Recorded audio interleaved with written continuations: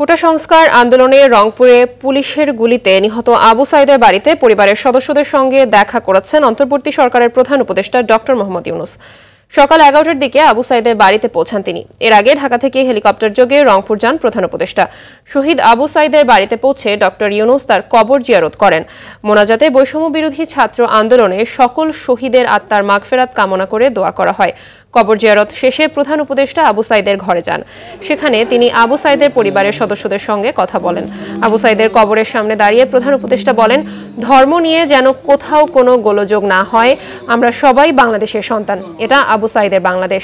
Shea butter ও vitamin E সমৃদ্ধ lily glam beauty soap. Lily, always beautiful. এই বাংলাদেশে কোনো ভেদাভেদ থাকবে না। যে লক্ষ্য নিয়ে আবু সাইদ বুক পেতে দিয়েছিল তা বিফলে যেতে দেয়া হবে না বলেও জানান নোবেল লরিয়েট ডক্টর ইউনূস।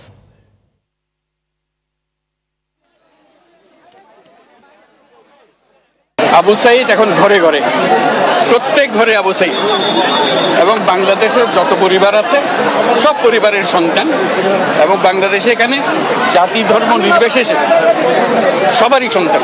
কেউ ধর্ম নিয়ে কথাবার্তা না বলে, কারণ আমরা এই মাটিরই সন্তান, সবাই আবু সাইদ।